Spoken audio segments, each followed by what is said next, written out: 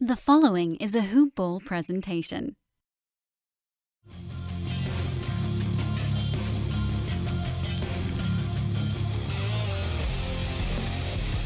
Welcome to the Fantasy NBA Today podcast.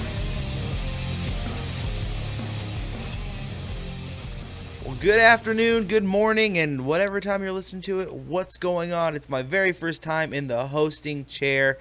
I'm Vince Miracle, and you are listening to the Fantasy NBA Today podcast, a hoop-ball.com presentation, as the lovely lady said in the intro. There is no Dan Bespers this week. As we said early on, we are going to be jumping back and forth throughout the rest of this off season, so you guys can get to meet some of the Hoop Ball crew and some of our writers here. And so joining me this week is Mr. Zain Dhanani. Zain, what's going on, buddy? Welcome to the show. Hey man, how's it going? Everything's great on my end. Yeah, nothing, not too bad. Enjoying the Olympics as much as I can enjoy it. I mean, I'm ready for the quarterfinal rounds. It looks like the Team USA is going to be going up against Argentina, if I'm correct, right? Yeah, that's a difficult matchup to have in the quarterfinals. I mean, that's something that you're hoping to see in the semifinals or in the finals. But I think we still got it. I think that we've been saving our energy for the end. And hopefully Carmelo gets hot and we'll make it to the finals and win the gold.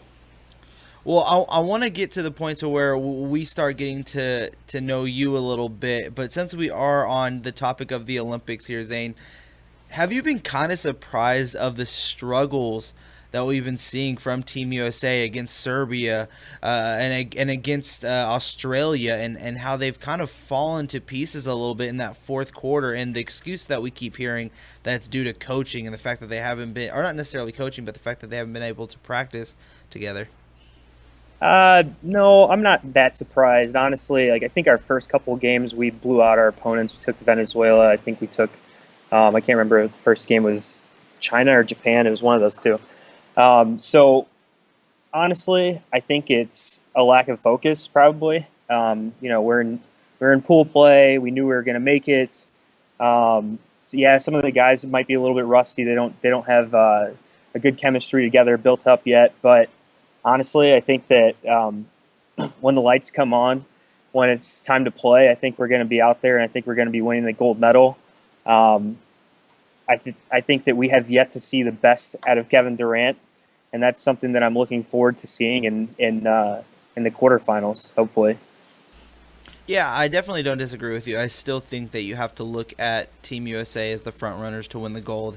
It's just been interesting to see how they've been falling to pieces in that fourth quarter, and you really have been seeing the struggles with the ball becoming so stagnant at times when the team starts struggling, and how they do have their defensive slips. And I guess you can attest that to having no practices as much as the other teams haven't, being together as a unit as some of these other teams have. But yeah, I'm still going to say that the talent wins out and they get gold. But is it bad, Zain, that I'm kind of rooting against them? And not because I'm not, I wouldn't mind Team USA winning, but I kind of just want to see a team bully them around a little bit and just have something to write about for the rest of the offseason.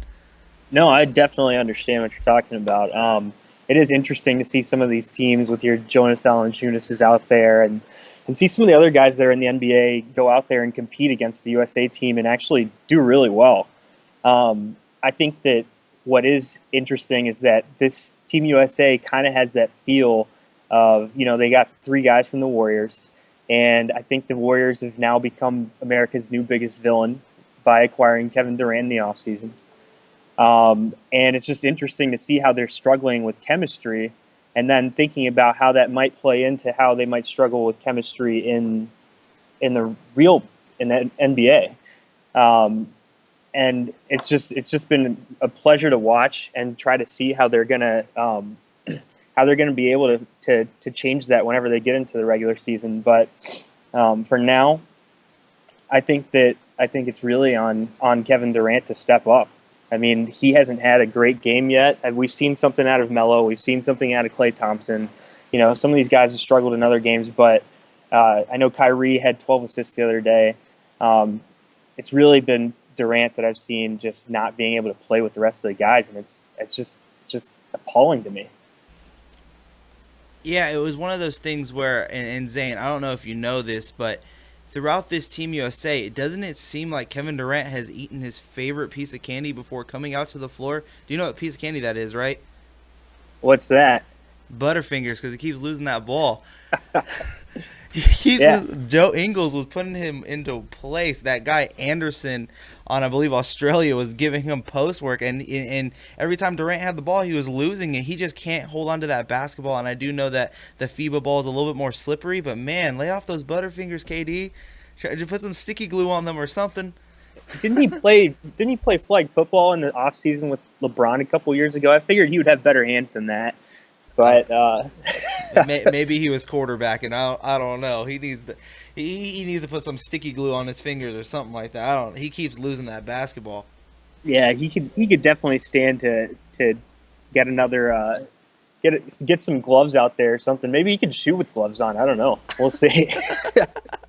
Well, for some of the listeners that don't know, or actually none of you guys actually know this, is that I just met Zane probably 2 minutes ago.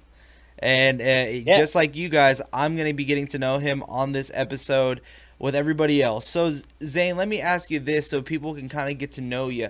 How did you, get into this hoop ball team? How did you find out about hoop-ball.com, and how have you been liking it so far? Yeah, absolutely. So I think the interest sparked when I started seeing that, our founder, Aaron Brewski, had switched from Royal World to start his own website. And, being an avid fantasy basketball player and an avid basketball fan and watcher, I just thought it'd be interesting to reach out to him and see if he had any needs as far as writing fantasy basketball advice goes, or any technology kind of like help as well, because that's kind of where I specialize.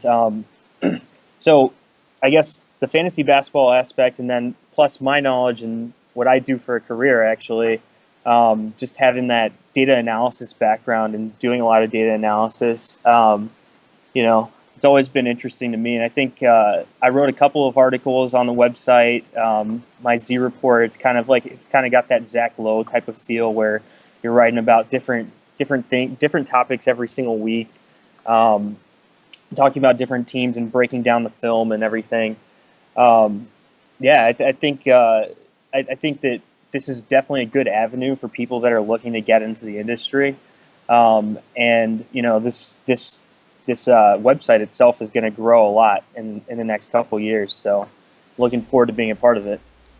So you said, I think through that you're a fantasy expert. Is it like a certain type of fantasy? Like, as for myself, and when I started doing this show, I came on as the DFS expert. I am a huge fan of daily fantasy sports. I love trying to figure out the right lineups, finding out the pricing, making sure that the right player's in at the right time, doing the numbers to make sure that player's going in.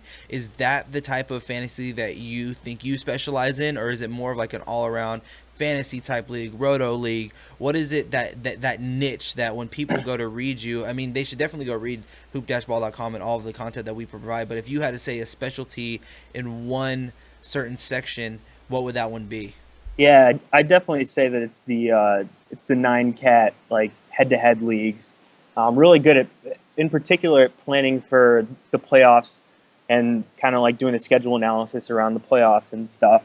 That's kind of where I specialize, like knowing which players I want to take, because I know that they're not only are they going to contribute for me in the regular season, and maybe it's a cocky thing about me, but I think I'm always going to make the playoffs. So if I'm going to make that playoffs, then I'm going to get a guy that I know is going to be playing the maximum amount of games in the playoffs for me. So, for example, if you wanted last year, I think Cleveland had 4 games in each round of the playoffs. You get a little bit. You get a bit unlucky sometimes when you get like a LeBron sitting here, a Kyrie sitting there, and that's just something that you got to be cognizant of. But that's basically how I try to plan my season, is kind of trying to maximize games, doing like the right mix of players, because it's not only about having 4 games for your best players, but it's also about having the guys that are playing on the unique days too, where there's a Tuesday and there's only 2 games on that day. You need a guy that's going to fill in that slot as well. So, So let's talk about something for this upcoming season that I think has been drawing a lot of interest among readers and among fantasy players, and that is, and you brought it up, the new villain of the NBA, which is Kevin Durant now leaving OKC. Who to you right now, and I don't know if you've done your complete, numbers going into the new season here, but who do you feel is starting to become your number one pick if you so happen to get it, or not even just that, who are becoming your top 3 picks? Yeah, definitely thought about this a little bit here and there, and there's definitely safe ways to go, and there's some more risky ways to go. If I'm drafting number one right now, and I know, I mean, it depends on what your strategy is going into it. If you want to, if you might punt a category like a turnovers or something. If you're playing in a 9 cat, if you're playing an 8 cat, maybe punting some field goal percentage here and there. I'm going with Russell Westbrook. That guy is my MVP this year. He is going to be on a mission. He's going to score over 30. He might be our first guy to score over 30 a game. Well, not our first, but maybe our second. I think Oscar Robertson may have done it before. But over 30 a game, over 10 rebounds a game, and over 10 assists a game. I think that he has a chance at doing that while also shooting a high free throw percentage and maybe a lot of assists, in the 4 or 5, maybe even getting close to 5 because his usage rate is going to be through the roof this year. But that's definitely the guy that I'm going after. I think he'll shoot more threes, so it might give you more threes. That means that his field goal percentage might be a little bit worse, but he's going to be a monster for you in that points category. He's going to be a monster for you in that rebounds category, especially at the point guard position. And he's going to be a monster in the assist category this year. My biggest issue with Russell Westbrook, and don't get me wrong, I've been on the record saying that I think I may be having him there as well, and I've not yet to run the numbers. But my biggest issues with Russell Westbrook becoming that number one pick is, one, the turnovers are going to be a huge issue now that he's going to have the ball in his hands as much as he does. Even if he does take a lot of threes, he is not a good 3-point shooter, so I'm predicting maybe just 1.2 per game, which is still not great. That means the field goal percentage is also going to go down, and I believe it was 43% last season, if I'm correct, and going down from that is not going to be that, 45%, and so going down from that would not be that great. And then, he's going to get to the free throw line, he's going to hit those on a high clip, but the turnovers, the not that many threes, and the bad field goal percentage, I mean, those are 3 really big categories that can hurt you in a 9-cat league, and maybe in an 8-cat league that doesn't hurt you as much, but you're still almost giving up 2 categories by picking up Russell Westbrook, and that's kind of where I'm having my issues. I'm honestly leaning more toward a guy like James Harden in a 7 seconds or less offense. But absolutely, yeah, James Harden's definitely he's definitely he's in my top 2 for sure. I'm definitely going after one of those 2. I completely agree with you in that he might not hurt you as much in some of those categories. I just have a feeling that Russell Westbrook is going to have that MVP season. I think if I had an MVP vote for this year, I think that I would probably go for Westbrook and think that the Thunder will still make the playoffs with him on the team. And sometimes that doesn't translate into the best fantasy numbers, but I do think that in this case, based on his usage, that it will. But James Harden's also very respectable in that slot as well. I want to go back to the Golden State because I think one of these guys have to fall into that top 3 after what their seasons were last year. But how much are they going to affect each other? And that's Stephen Curry and Kevin Durant. Stephen Curry was the number 1 player in fantasy last year, without a doubt. For the things that he was doing, the 3-pointers that he was hitting, he was just amazing. He was MVP for a reason, and I think rightfully so. But my only issue with it is how many shots is Kevin Durant taking away from him? And as we're seeing right now in Team USA, me personally, and Zain, you can tell me if you disagree with this, but I think they're going to have a learning curve because there was a time, I believe it was against Serbia, Klay Thompson went to go set a back screen, and Kevin Durant did not use it. And I think that's a factor of Scott Brooks's coaching before and him having the freedom to do almost anything that he wanted to do. And he's picked up bad habits of when it gets down to crunch time, it's whose turn is it? Is it Westbrook's turn? Is it my turn? And if it's their turn, I just have to sit over here and wait and not do anything and not move. And I think there might be a learning curve there. And how does that affect these other players? But with that all being said, let me get to my question now is, who do you rank higher on this team, Stephen Curry or Kevin Durant?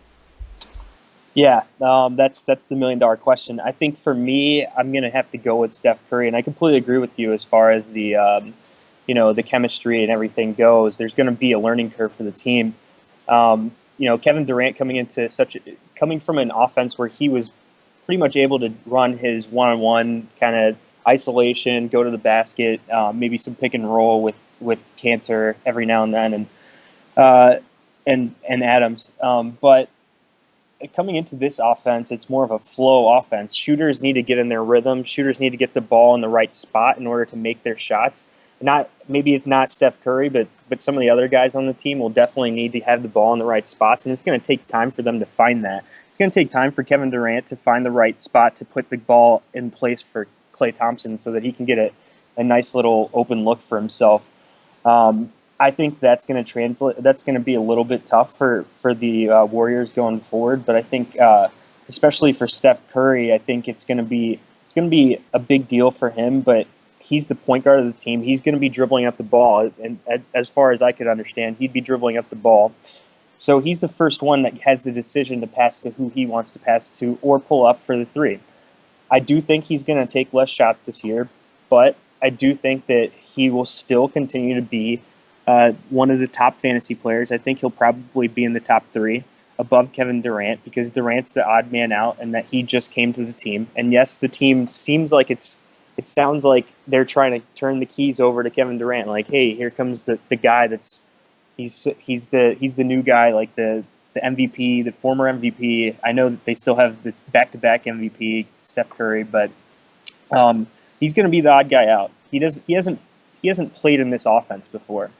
So I anticipate Steph Curry's numbers to take a little bit of a hit, but I think Kevin Durant will also do well, but I don't think that he's going to be in the top. And then this is my big ranking here. I don't think Durant will finish in the top 5. Wow, that's a big bold statement right there. And you think it's just because of the learning curve and the fact that okay, in your mind, from them acquiring him, if you had to call someone the new Harrison Barnes, I'm not saying that anyone here is saying that Kevin Durant is Harrison Barnes, because we already know he's far better talent and what he can do in the NBA level as a star player and I believe he was a former MVP. I could be wrong about that. He was a former MVP, correct? Yeah. And as a former MVP, are you trying to say that he's becoming that new Harrison Barnes for this team? I mean, I think that Steve Kerr is a smart coach, and I think he'll definitely find ways to get Durant the ball and feed him the ball more than Harrison Barnes and get him in the right positions. But the fact of the matter is, Steph Curry's going to be dribbling up the ball. He's going to pull up from the three. He knows exactly where to put the ball for Klay Thompson. He knows when to pass it to Dre and when the offense is going to run through Dre on a certain series. And it's going to take time for them to learn what all of those movements are and the ways that Kevin Durant likes to get the ball and all of those different things. It's going to take time for them to figure it out. And I think it's understandable. I think in the first 20 games of the season, you're going to see a little bit of a struggle.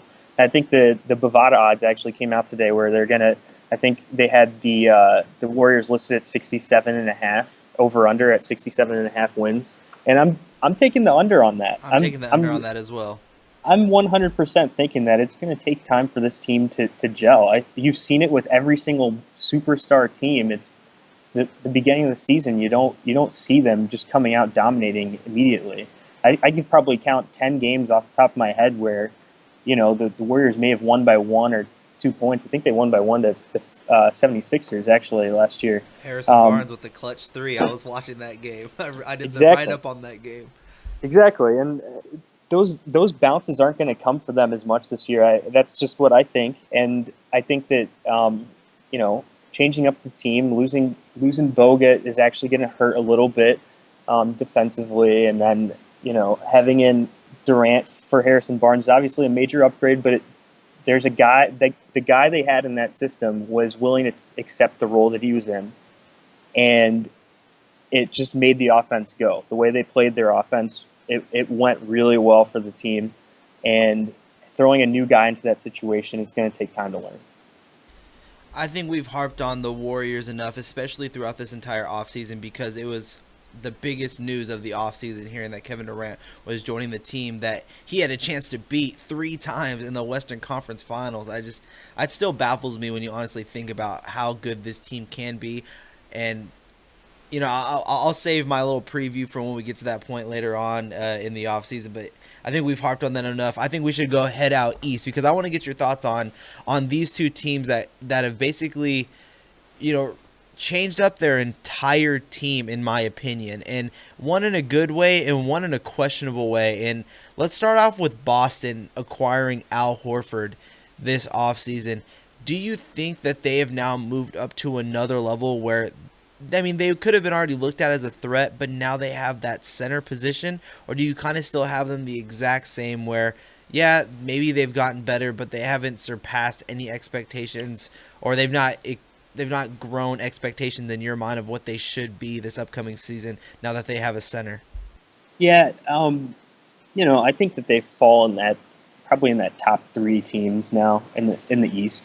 They're probably going to be fighting with the Raptors and for that second seed, in my opinion. Getting a guy, so that's kind of what Brad Stevens has kind of been looking for, is another guy that you can actually like run some of your offense through. And Horford has no trouble passing the ball out of the post either. He's a very good passer for a big man. I just think it's going to be interesting because they've been the team that's been so good at playing with maximum effort, and you're going to see the same thing. And they got a guy who also gives maximum effort at all times in Al Horford, and they're going to have a little bit of trouble figuring out, when is it Isaiah's turn? When is it Al Horford's turn? But I really think that they're going to be in that 50 to 52 kind of win range. I think they're going to be in the top 3 seeds in the East. So I don't know. I think it's just going to make them a little bit better, and they're not going to have to try as hard, even though they will still try as hard because it's Brad Stevens' team. But they're not going to have to try as hard to win these games and squeak them out. I think that Isaiah Thomas has a chance to put up, very early round value this upcoming season with Al Horford there, because Isaiah Thomas in the pick and roll is one of the best in the league right now. And I think that the fact that he showed that he is one of the more prolific scorers in the NBA at the point guard position, even at his size. And I think Al Horford just makes him that much better. And he's used to playing with a big man during his first few years in Sacramento with a guy like DeMarcus Cousins. And the great thing I think about Al Horford fitting this team is that he does everything that Brad Stevens asks him to do. You brought up the energy and the effort and how he does that, but he also brings it on the defensive end of the floor as well. The fact that he can step out and hit a mid-range jumper, hit the top of the key 3, and put his back to the basket as a big body. You brought up his passing ability. He is very good at passing, especially from the post. And I think that they have the capability of running a small ball lineup that matches the Golden State Warriors, and I think you have to keep doing that with a lot of these teams, is matching them up against the Warriors and matching them up against the Cavs. And if you're looking at them from the Cavs perspective, I think that this team has to be a threat. At the same time, I say that I agree with you that there's still a whole tier or two behind the Cavs. The Cavs are far superior right now above the Eastern Conference. But what I will say is this, is I do believe that the Boston Celtics have now taken the number 2 spot from the Raptors as of right now. Yeah. It's interesting. I think that, kind of how you got that Miami Heat, the Indiana Pacers, Miami Heat kind of back and forth for 2 seasons there. That's exactly how I envision the Cavs and Celtics going forward for at least the next couple of years. I think that they're just going to go back and forth and basically play tug of war, but maybe for the regular season champ title. But then I can't vote against LeBron getting to the finals. I mean, it's just he's going to take it from them. Maybe it goes to 7 if they played in the series, but. Yeah, I definitely think they're going to be a top 2 team this upcoming season. And that, just like you said, that pick and roll for Isaiah Thomas, it's just going to be so much easier with running it with Al Horford. I mean, he can roll, he can go to the basket, he can step out, he can shoot a jump shot. He's shown that ability. So it's going to make his job a little bit easier. Let's move to Horford's old team, and that's the Atlanta Hawks. And this caught me by surprise, and I really did not understand it, how they chose. I mean, this is how it happened. I mean, they basically chose Dwight Howard over Al Horford, and that baffles me a little bit. They lost Jeff Teague. Well, they didn't lose him. They traded away Jeff Teague, and now Dennis Schroeder is the starting point guard for the Atlanta Hawks. You're looking at this team now. Have they taken a step backwards after this offseason, or do you still have them as right around the same as what they once were? Or do you think they've gotten better and they've formed a team now where Dwight Howard can be the 5, Paul Millsaps can be that 4? I mean, I feel like they're trying to go for that old school big 4, like just have your team set up like one of those 2006 teams, you know? Yeah, no, I completely agree. When I look at the roster right now and see how they're kind of constructing it, they're going with their traditional kind of lineup. You're going with your point guard, your traditional kind of Dennis Schroeder, and then you got Kyle Korver and you got Bazemore out there, and you got Dwight Howard and Millsap. It seems like you got your traditional 1 through 5, and it's not the way that the NBA is going, and the way that it is, I guess, to win the championship nowadays. So it is an interesting move that they made. I think that Dwight Howard's best days are behind him. I don't think that we saw the best of him in Houston. And there is a different level when it comes to the playoffs. We've seen playoff Dwight a lot. I'm not really sure what to think about this. I mean, I think the team is definitely worse off going forward. I don't think they're going to be in that top 4 range, but I definitely think that they're still going to make the playoffs. I still think they're a playoff team. I think they might just fall back a couple of slots, maybe in that 5 to 6 range in the East. Let's look at about it as a fantasy perspective, and I want to, put a lot of our attention on Dennis Schroeder, who's now taking over the starting point guard spot, as we said, now that Jeff Teague's been traded. Where do you think you would draft him? Is he a draftable player in your opinion? And I think that that's a given that he definitely is. But where are you ranking him right now? And as a person who says that their specialty is at 9 8-cat leagues, does it differentiate for you? Like if it's in an 8-cat league, I'm drafting him here, and if it's a 9-cat league, I'm drafting him here, or is his value kind of right around the same for you? Yeah, so I'm gonna say that actually in 8-cat leagues, I'd draft him a lot higher. Honestly, I'd probably draft him closer to that, 6th round level, which is quite a jump, especially since he hasn't really given us anything in the past couple of years. We've been waiting for it to happen, but Teague's kind of taken that whole role and played a lot of minutes. So in 8-cat leagues, I'd say maybe in that 6th round, mid 6th round, late 6th round, and then in 9-cat leagues, I'd probably go with.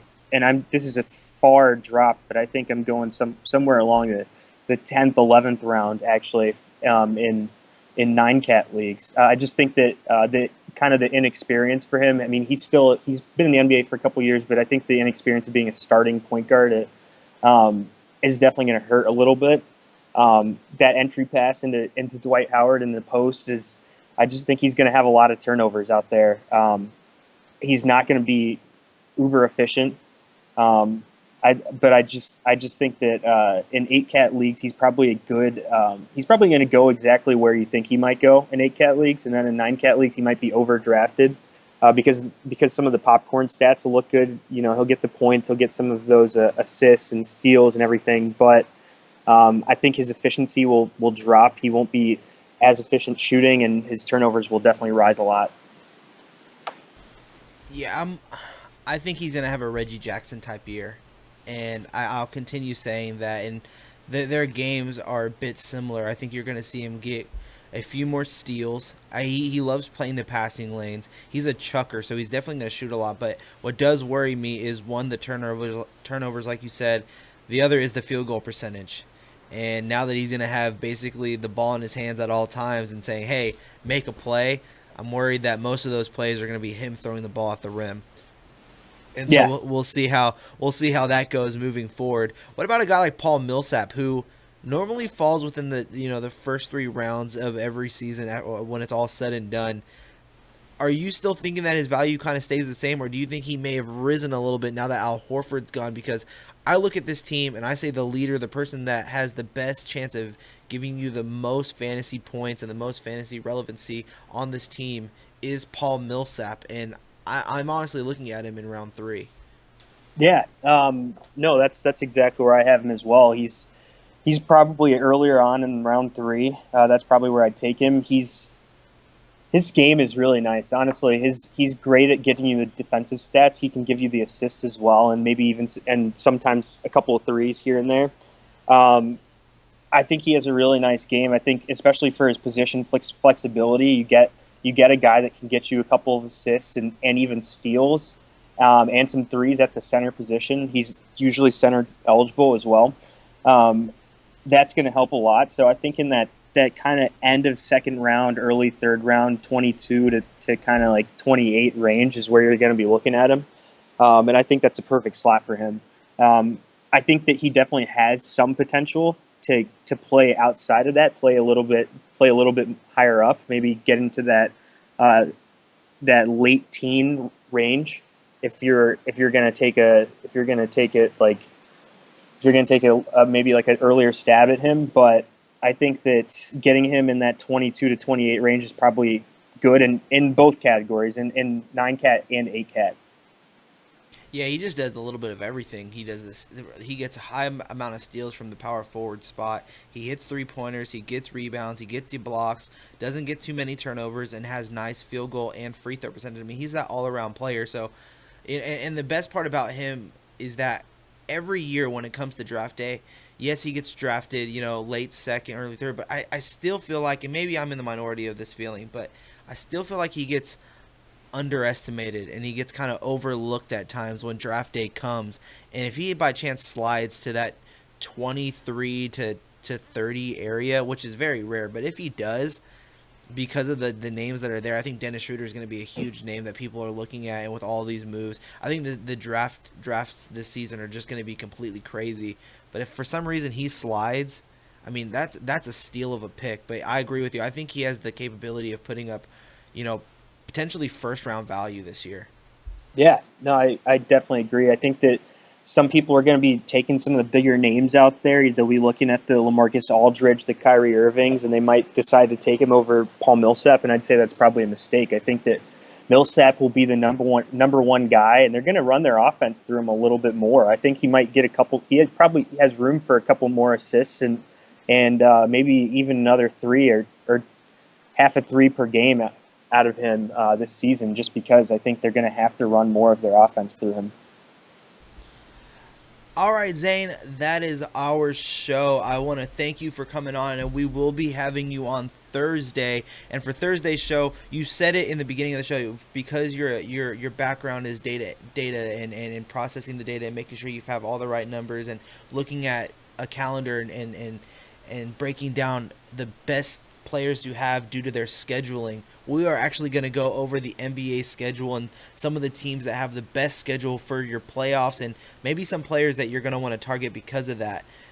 With that all being said, Zain, is there anything out there that you think the fans should know about you and where they can find you online? Yeah, guys, all follow me on Twitter. I can get my handle up right now, but I think it's @ZainD. And you can follow me on Twitter. I always post something about, any kind of sport, but mainly basketball. You can find me on Twitter. Follow the website, hoopball.com. We got a lot of good writers out there and stuff, so make sure you follow us along, and you can catch some of my articles, maybe see me on some podcasts, and, I have some rankings coming out soon, so we'll stay in touch, definitely. Yeah, we're definitely going to start rolling out some podcasts here, Zain, and because of your experience in the 9 and 8-cat leagues, I mean, we're definitely going to be wanting to use you, especially now that they've heard your voice. We're going to want to hear you some more, so we're definitely going to try and get you on as many podcasts as we can, and possibly you hosting your own show. That would be awesome to start getting going moving forward with Hoopball when we start unveiling some more of these podcast ideas that we have. But you guys can follow me on all social media platforms of @VMCenter. Be sure to follow hoop-ball.com on Twitter as well @hoopballtweets. Bookmark the site hoop-ball.com. And just so I can give the rundown of where you can listen to the show, you guys can subscribe to the show on iTunes under the Cause and Brew channel. Just type in Cause and Brew on iTunes and hit that subscribe button. If you do not have iTunes on your Android phone, that's okay. There's actually a pod for that, or there's actually an app for that. It's called Double Pod. Download that app to your phone, then type in Cause and Brew, subscribe there, and you guys can listen to the show that way. And if that's still too hard for you guys, both from the iTunes perspective, then we're also on YouTube. Just type in Hoopball, look for the logo, and subscribe there as well. And I believe that is it, so I will sign off by saying bye-bye.